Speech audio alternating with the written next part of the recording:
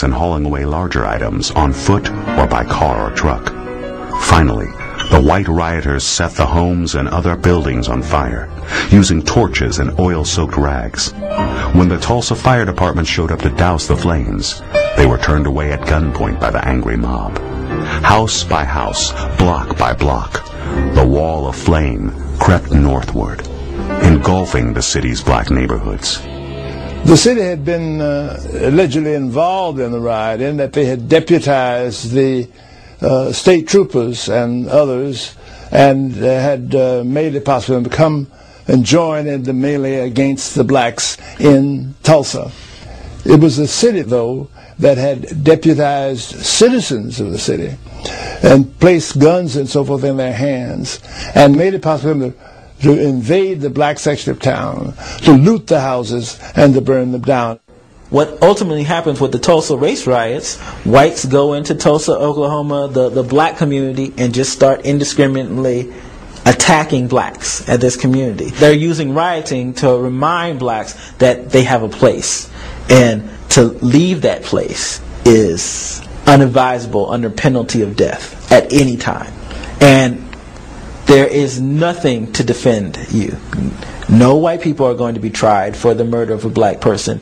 When I think of Tulsa, I think of it as being the most graphic illustration of the violence against black people during the 1920s, and also connected to the fact that African American soldiers were returning from World War I, and there were people who did not like to see black men in uniforms and did not want to see African Americans progress and move out of their place. And so Tulsa then became a symbol to the white community that blacks were moving out of their place, and that's why they had to be destroyed. In the end, 13 whites and an estimated 300 blacks had been killed. Many were buried in mass graves. The total destruction of Greenwood became apparent as the black Tulsans were released from their imprisonment and returned to their homes and businesses burned to the ground. Nearly 10,000 Tulsans, almost the entire black community, was now homeless. Despite the heroic efforts of the Red Cross, thousands of them spent the winter of 1921 living in tents. And my mother, in reading the paper, discovered that there had been a race riot in Tulsa and that there were many casualties.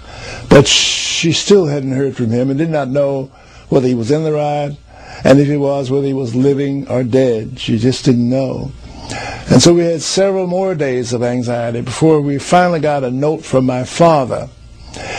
He had been detained during the entire riot, put in a place of detention, the convention hall, and when he got out of there, the entire black section of Tulsa had been leveled to the ground, and the place that he got for us to live in was no longer in existence at all. It was just ashes, as indeed his office was, as everything was, ashes.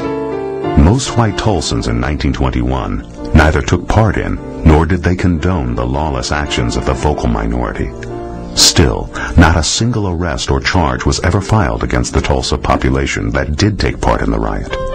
And the first commission convened a few years later by the state of Oklahoma to investigate the causes of the 1921 Tulsa riot put the blame solely on Tulsa's black community. It took 8 decades for the true story to be told, when in 1997, Oklahoma Governor Frank Keating reopened the commission to examine what really happened and why. It all started because of an incident, alleged incident, on an elevator of all places, where a young white girl accused a young black man of assaulting her, attempted assault. That case had already been tried, and he'd been acquitted, and then he was retried, though, after the riot, and he was acquitted again. There was no evidence against him. But the loss of property and of lives, several hundred people were killed, and most of the area where African Americans lived was leveled to the ground, absolutely leveled to the ground. In 1921, in Tulsa, Oklahoma, Freedom Song had struck a dissident chord. But from the ashes of Tulsa's Black Wall Street, the dream of freedom would rise again. In the coming decades, Freedom Song would be heard in Tulsa, and indeed, everywhere throughout America.